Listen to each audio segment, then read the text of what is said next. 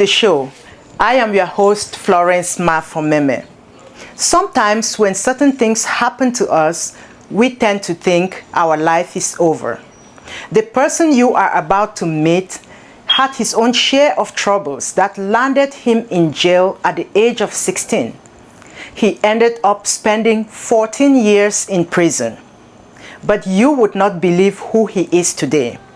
He is a father, a husband, and a business owner. He is here to tell you what he did when he was in prison and after he was released to completely turn his life around. It's an incredible story you would not want to miss. Let's welcome Cristian Padilla. I'm from Brooklyn, New York. I come from Puerto Rican parents. I have 3 children, me and my wife, and I'm a general contractor in New York City.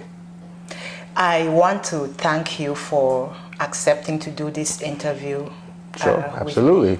Yes. So, you are an ex-felon. Yes, correct. Who was incarcerated for 14 years. That's correct. And that was from the age of 16 to 30. Yes. How did that happen?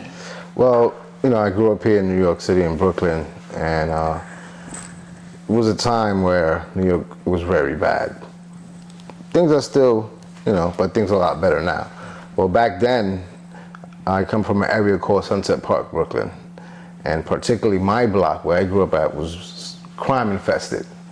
I'm talking about from all type of drug selling to robbery, you name it, gangs, and it was it kind of pulled me in to that type of lifestyle. Basically, it boils down to a choice you make, but when you're young and you don't have too many positive influences around you, it's easy for you to fall into those traps. So also, it's not just that. I was kind of you got to look at it in more of a social, the whole society as one, how that played a part. And I would say because I was illiterate at the time, I couldn't read, I couldn't write, and it kind of built this insecurity I had, which contributed to me wanting to be in the streets because I felt more accepted, and I didn't have to kind of share or make it. It didn't become aware that I was illiterate. It was not a big thing, So I felt that I was able to gain things by doing criminal things or illegal things, like selling drugs and robberies and things and being violent. And it got me street credit, or street respect from people in the same lifestyle. And, money and things of that nature, material stuff. And at one point I was committing a robbery and I got into a struggle and I ended up shooting somebody. It was more basically out of fear. It was not, I was scared because I thought I was going to get shot.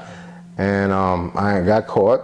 And in New York State, when you're 16, you are charged as an adult for those type of crimes. And you go to adult prisons and same thing as an adult. And we were not adults, we were children still. Yeah, so I eventually took a plea bargain of 7 to 21 years.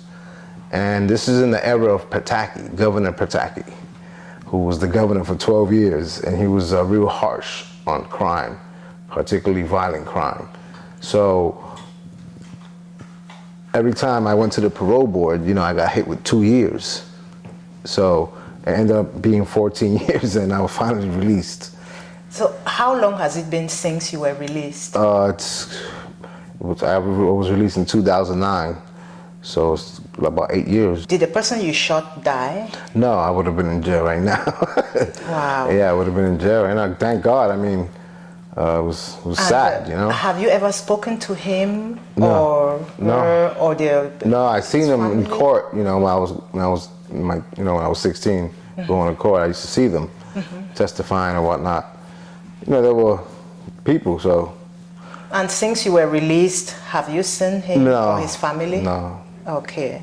I would like an opportunity to see them. Kind of ask for forgiveness type thing. And do you think you deserved to be in prison for what you did? and for all this time? Not for all that time. I think that was excessive. It was basically a political thing that was going on in the state, in the country, actually. You know, that's how prison population exploded. Because of the age, if I was just 8 months earlier, I would have been 15. About 8 months earlier, I would have been 15, and I would have been in a juvenile detention with less prison time and in juvenile facilities. Unfortunately, I wasn't. But actually, I don't change the experience because it made me who I am today. Even though it was a long time, it made me the person I am today. And you were illiterate when Right. you went to jail. Correct. And you taught yourself how to read in prison. Yeah, so, you know, in prison, you write a lot of letters constantly, you know, communicating with your family or your loved ones, right? And so I was, I needed to write letters. So I'll write letters and I always ask my friends or whoever I knew, how you spell this, how you spell that, you know. And one day a friend of mine, he just gave me a dictionary. And this was around 1996. And he said, this is for you. Use it and learn, you know, write your letters and stuff like that. So, you know, at that time, I was very conscious of the fact that I was illiterate, and it really bothered me. So I also had like these feelings I couldn't express. And I have the right words to express them or comprehend them. And I just started taking this dictionary and picking out words every day and just learned them and used them. And eventually I began to read a little better and better. My comprehension level got up, and I got into things that, it's like I went from certain levels of reading to other levels of reading. Like I went from regular novels to factual, you know, facts, social stuff, politics. I started, you know, education just like, it was just calling me so much that I just dove into it. I was just swimming in everything from economics to you name it. Yeah, and you say you studied many subjects. Yeah, throughout the years. I mean, I had so much time because in the beginning, in prison, it's not always easy in the beginning. So this is the 90s. I don't know about prison now in New York State, but in the 90s, it was kind of rough. You know, you're around young people with insecurities. There's really a lot of fear that people have inside, and it lashes out in violence sometimes. And you end up getting in trouble. So I spent a lot of time in the box. Like about the first 5 years, 6 years, I spent about 5 years in solitary confinement. Off and on, like a year here, and then I'll come out to regular population for like 2 months, and then go back for 8 months, things like that. So you had a lot of time just to sit and read and write, because that's all you could do. And I just started learning from that point on. I started picking countries.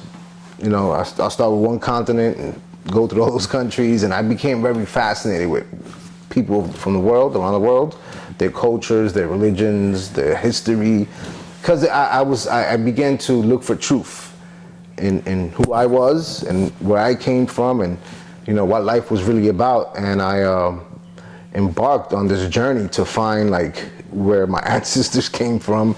So I'm Puerto Rican, so I started in Puerto Rico, and that led me to Africa, Europe, you know, And Middle you East. bought your own books. Yeah, How because did you get the funds? well, it's not that complicated. I mean, you either work in prison, and it's not like out here, but you know, for example, you probably get like 45 cents an hour, but it's enough. And plus your family, if you got some family, you know, your family sends you money and things of that nature, so you could order stuff, you know, you got catalogs, and your family could send you books and stuff like that.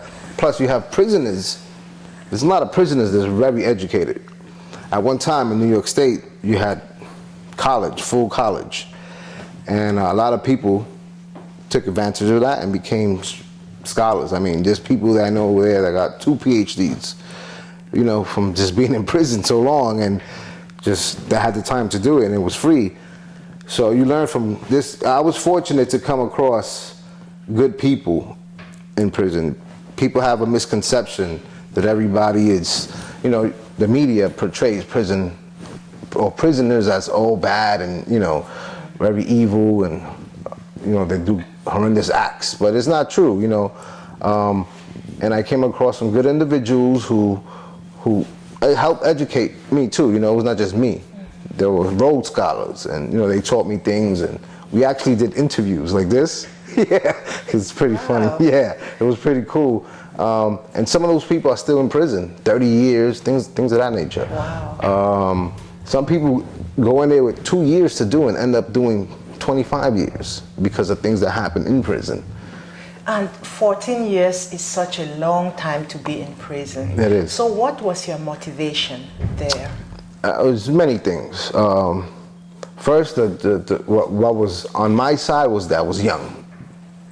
You know, that means if I do actually do 14, I didn't think I was going to do 14. I never thought I would reach. It's called conditional release, which they have to release you. I never imagined that I was going to reach that number. But as the years went, you know, I said, you know, I'm still be young. I'm still be in my 20s, you know, and if I do reach, you know, the 14, I'll be 30 years old. I'm still a young person. I could accomplish a lot in my life. It kind of really, that was the main motivation, because you have people that'll have the same time I have, but they'll be 40 years old. So that means they'll come out when they're 50 something, which is late to start in life. It's never late, but it's harder for you. So that was one of the pillars, I say, that kept me, you know, not depressed and you know, oh, I'm never gonna make it out of here. And also my family, my father, who I love dearly. He passed away a few years ago. He actually inspired me to be a father, because he did such a great job at being a father that it made me want to be a father like that, you know. So he was very crushed when I was incarcerated. Okay. They really crushed him. And when I got incarcerated, he was, you know, a regular person on his feet. And by the time I came out of prison, he was in a wheelchair, you know, dialysis, his health really. I think me going to prison played a part with his health somewhat, you know. So my thing was to be able to come out and show him, you know, how great his son has become, you know, even from experiencing such episode in my life like that, you know. And another thing is that while I was educating myself in there, I remember earlier that I said some things I couldn't express before because I was uneducated, and these feelings I used to get. So there was social stuff that used to bother me, social issues, social injustices, not just domestic here in the U.S., but globally. You know, it used to really hurt me. I mean, really hurt me, like it'll make me cry type thing. You know, seeing people suffer, and so I just, things like that wanted me, you know, would just push me to come out here and really partake in trying to make a better place for humanity, you know, for all people, especially those that have been suffering for so long under our current global system, you know. Yeah. So those pillars kind of, you know, motivated me to keep going and growing and learning. And how did you feel when you were released?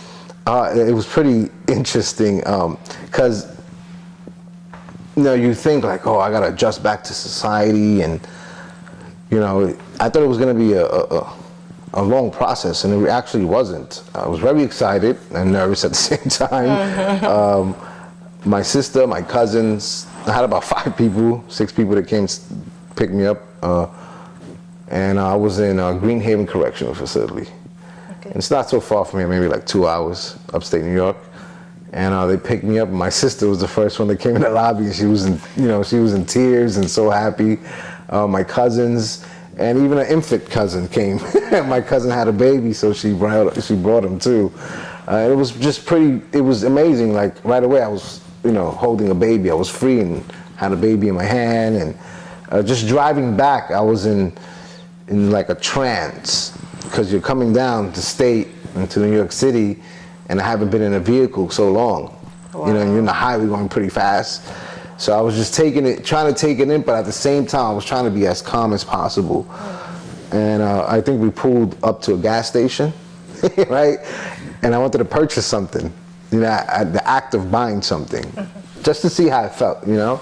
And I thought people were going to be a little bit different, but people are people, no matter where they're at, you know? And it was just normal. I kind of adapted pretty fast. I was fortunate, though. Some people come out of prison, they don't have nowhere to go. They have to go to a shelter. They don't really have family. And I was fortunate that my sister, she lived in Staten Island. She had a house in Staten Island. And I had my own room. You know, I had a computer. Because when I went to prison, the internet was not, you know, everybody didn't have the internet in their house. They didn't have computers. And I had a computer. I even had a Facebook page done for me already. And so I got into trying to catch up as fast as possible with, you know, our new age of technology or whatnot. And I pretty adapted pretty fast. The next day I was in 42nd Street just to feel the rush of humanity just flying by me, you know. And you went to school when you were released. Tell me a little bit more about that. I came out of prison, it was April 1st. You know, it was March 31st. So the spring was coming in, and then the summer. So what I said was, I'm gonna take the spring and the summer to get accustomed to society again, you know, start working, and in the fall, I'll go to school. And that's what I did. So came September, I was in college. I was taking up liberal arts, regular course in business management though. And I went to school every day, like 6 days a week. Because I was 30 years old and I didn't want to, you know, spend so many years of my 30s still going to school and so I wanted to, and you know, it was pretty quick because I kind of knew a lot of things already. So I did it pretty fast. About 14 months, I got my associates. Wow. And then as soon as I got that, I went straight to Berkeley College for international business. And the reason I picked that was because I wanted to somehow fuse global social issues with business. I kind of knew the world, so it was pretty simple. Yeah. And you were depressed. At a point, yeah. Yeah, at a point after you came out of prison. So how was that?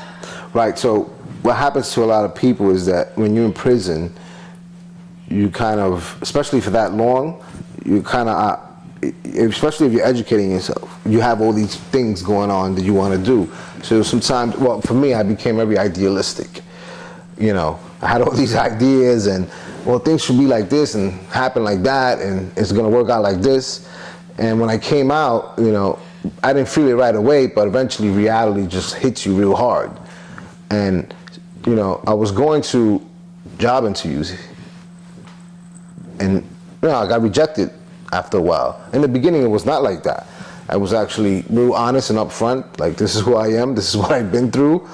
And, you know, the response was actually real good. I used to get hired right away. But I used to jump from employment to different employment because I was trying to grow and learn different things. I was not trying to stay stuck in one place because, oh, this is more secure and I'm making money here. Because I have my own visions, you know. So at a point I was, you know, I had a family now. I started having children and there's more responsibilities and I was not getting employment. And it kind of, it created this fear. It didn't create a fear, it actually brought back a fear I had of this insecurity I had when I was a teen, when I was illiterate, that I used to hide it from people. I real bad, like if you had a magazine and back then and you came around me and you said, you know, oh, look at this article, it's great, I would have, you know, created an excuse to get away from you because I didn't want you to, you know, see that I was illiterate, right? So I that fear, that insecurity there, I thought I outgrew it in prison, you know, as I educated myself and became a man. But I actually didn't. It was kind of dormant in me, in my mind, out here, and it kind of resurged when I couldn't find. I just got scared of rejection, real bad. And I was just caught up with it, and I got depressed for like a good year. I didn't really want to do nothing, and it kind of set me back in my goals. But what what helped me get out of that was a program that I saw of a guy who had an issue. He used to just buy a bunch of products every day. His whole house was just full of things he never used, brand new, from cars to, golfing stuff to cooking stuff. He just, tons of stuff. And he had an issue, and he went to see a psychologist, and I'm watching the psychologist talk to him, like, just getting into his history. And then the guy actually tells him that when he was a child, he was molested or whatnot, right? And the psychologist kind of put it together, and he told him what happened was when you got molested, you kept it inside, and you're dealing with it by shopping. You're just buying all these products. And he goes, some people drink, some people do this, you do that. And it kind of hit him. The guy hit him real hard, and he started crying, and he was like relieved. It released him from all that. And when I watched that, it kind of hit me. Not that I had the same experience, but it kind of hit me why I was going through this depression. And I felt relief immediately, like it was joy for me. It was just, I was crying, but it was joyful because I didn't have that fear no more. And that kind of, even though I was like kind of set back, but I started again on my. So from watching that, you were able to deal with your own depression. Yeah. And you probably had some goals that you set for yourself when you came out of prison. What were they? Okay, one was accomplishing at least a bachelor's degree within like 3 years, and one was becoming a father. I had up to the age of 35 to be a father. I didn't want to be an old father. So that was a whole challenge in itself, because you're not just going to have kids with anybody because you don't want to be an old father, Also, it's just I had so many goals. Like one was to somehow fuse making money, some type of business venture that also contributed to fixing or helping social issues we're dealing with. At the time, still now they seem so insurmountable. There was just, it seemed like it was going to be 20 years for me to accomplish that, and it actually is not. I'm in the process of doing that. So I understood that I couldn't work for somebody else. I had to create my own business, which I just did. And basically, those few goals will lead me to an ultimate goal, which was a bigger contribution to the a greater life for humanity, for people around the world. But one of those things was trying to create some type of institution that will take children my age or younger, when I was a kid in the street, from those streets, and help educate them and inspire them and show them that these things that push you to live this life, to get all these material things, you don't have to do it like that. You can actually become a doctor, become a lawyer, or some type of profession that will get you these things if that's what you desire in life. And also to get them away from feeling that having certain material things makes them as people, or the people they are. Right, so my goal was to do that and have like a political wing with it. So if, for example, have a few youths that got trained to become leaders in the community, go out to college, become doctors, lawyers, whatever, pursue political careers, but have a foundation of, I don't want to say agenda, but a program that will push for some type of political social change. So they could be spread it out throughout the country, for example, but all have that same agenda, to upbring their communities or whatnot. So I would like to take you back to this job rejection.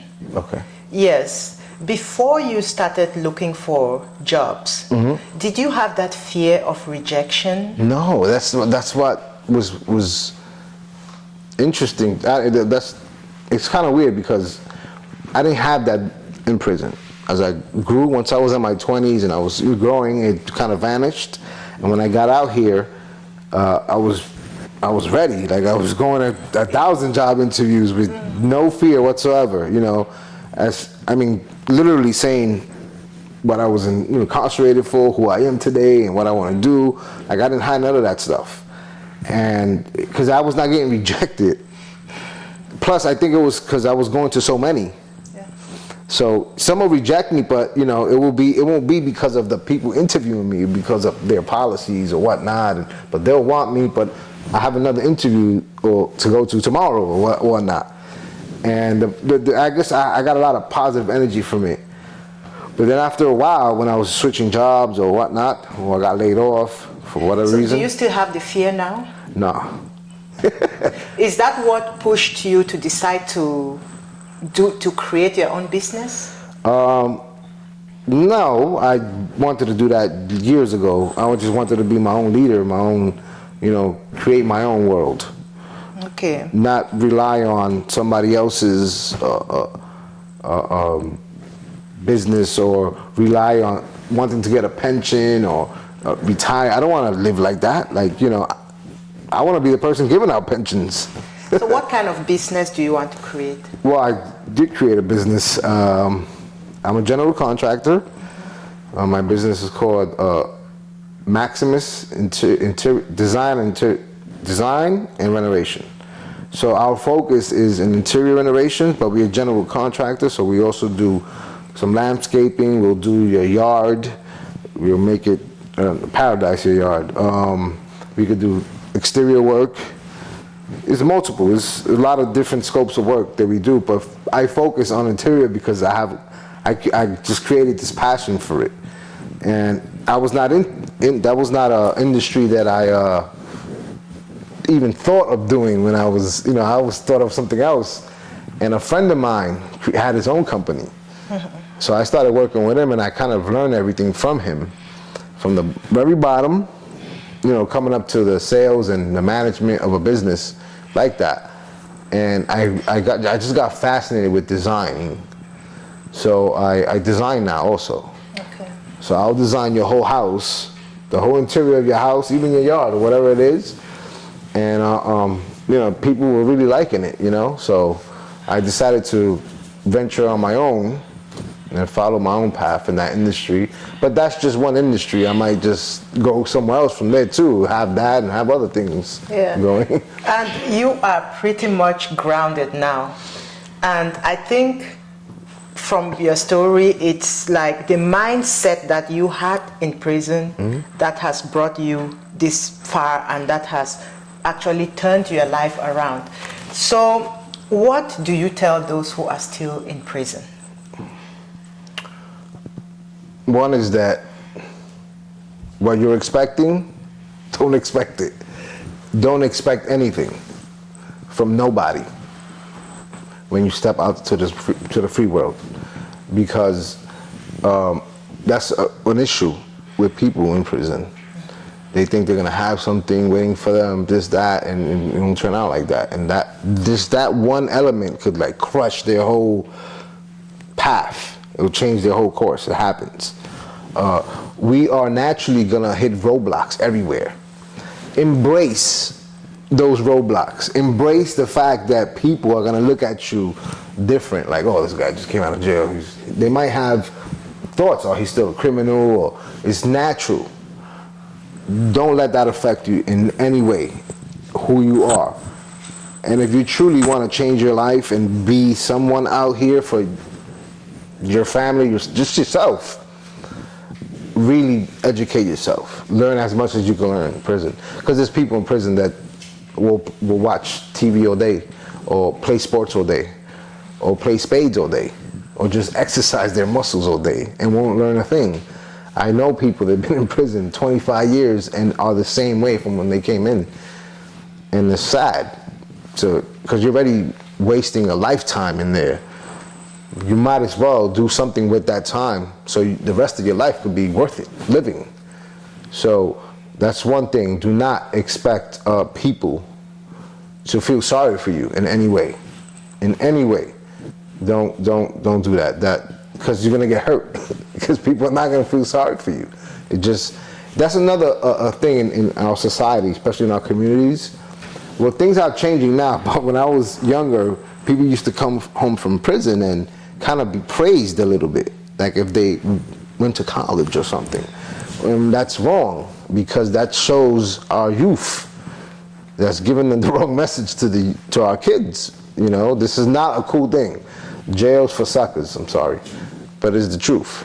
You don't gain nothing there unless you yourself, because you're actually losing there, but you could improve yourself, but still, you lost a lot in your life. And you can die in there, you know, it's not a playground.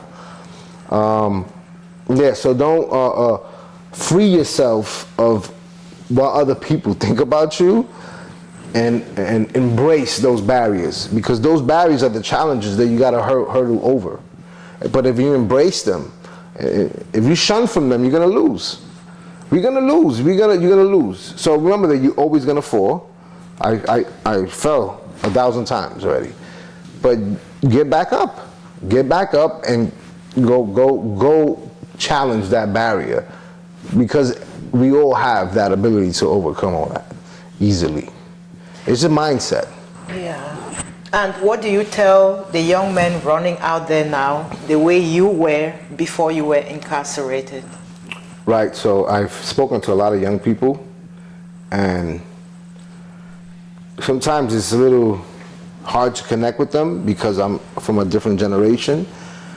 So what I try to do is establish the similarities with their generation, because they do most of the way they dress, the music, even though it's changed a lot, it comes from us. We set that up, as you know, and the generation before me did that.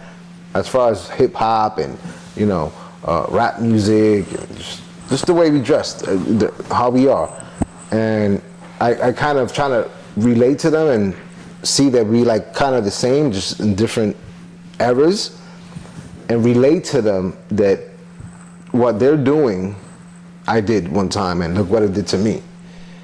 And try to paint a picture that they have that ability at that very moment to radically change all that just by making a few adjustments. You know, staying away from the crime, showing them another avenue that's sometimes free that could change them. It could be attending a fair in the library, for example. Even if you're not into reading at the moment, you can come across people though that you might connect with, and that connection might just change everything. That, I think, because that was a problem with me. I was just in the block, in a radius of 4 or 5 blocks that did the same thing every day. Drugs, robberies, smoking, drinking. It was the same thing every day. There was no something different. There was no different activities and ventures. So these kids need to experience that. It takes them out of that trap. And in those areas, outside of that, they could pick something up that could change them to not continue that cycle.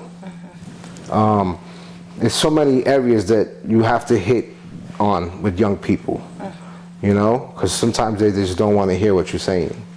It's just you have to connect with them. You, the adult, has to find that channel that's going to bring you together with that person. So once you're there, then you could explore other avenues that could maybe change their gears a little bit. And is this kind of life, living just within the block and doing these same things every day, that got you out of school and then into trouble? Did you start going to school before getting involved in crime? All right, so my experience with the New York City education department was very interesting. So I was in the 3rd grade, and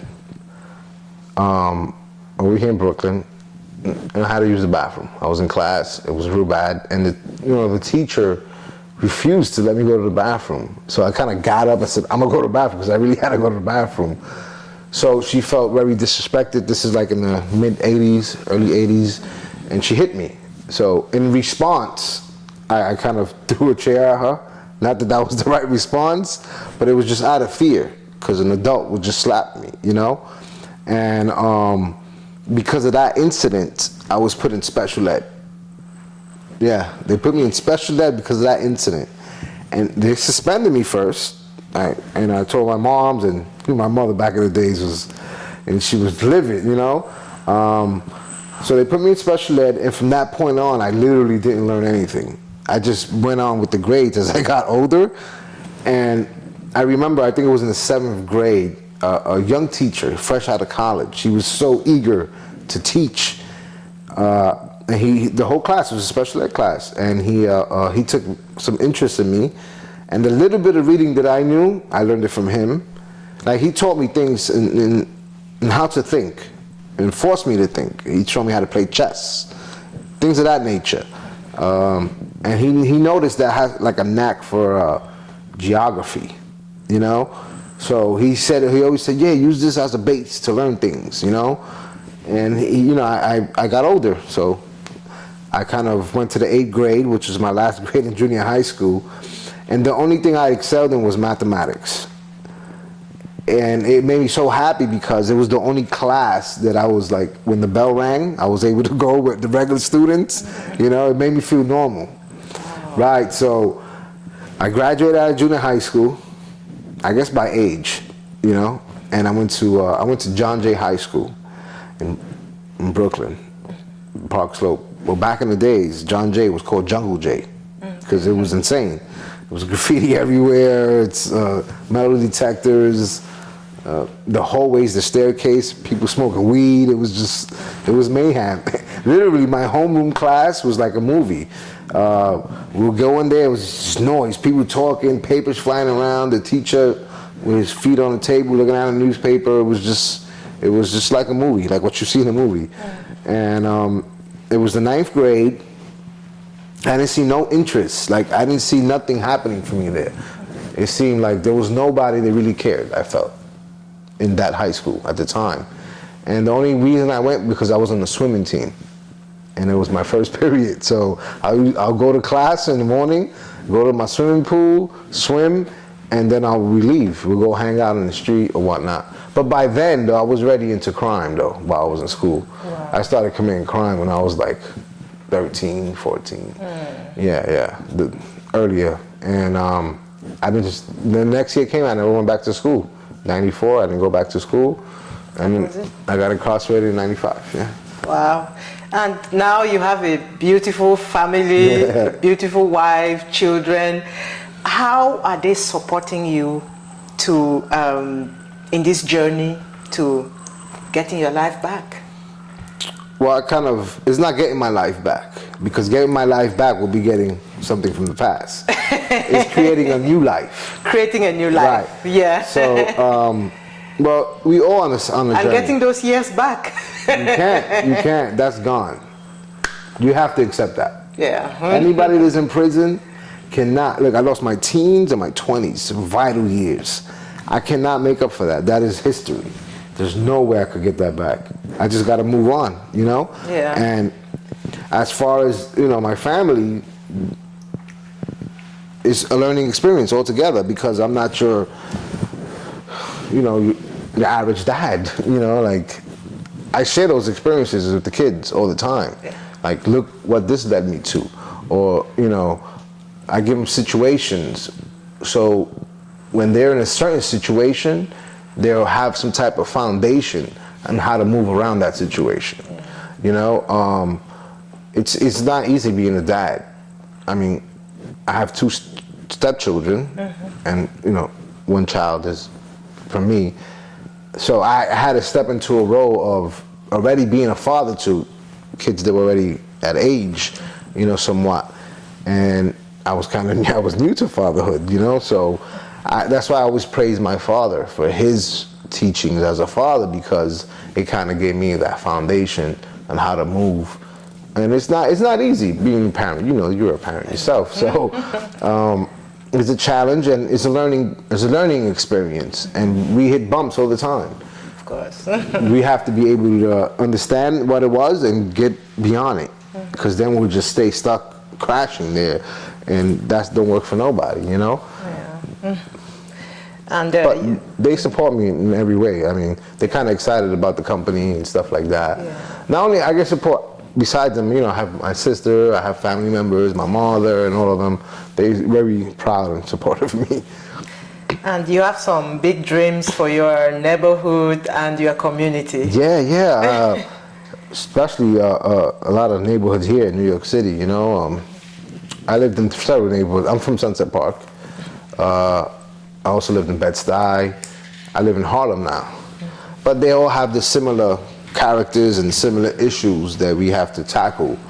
And just not globally also, I want to contribute somehow, There's people doing great things with little bit of funds or whatnot, This is affecting whole communities.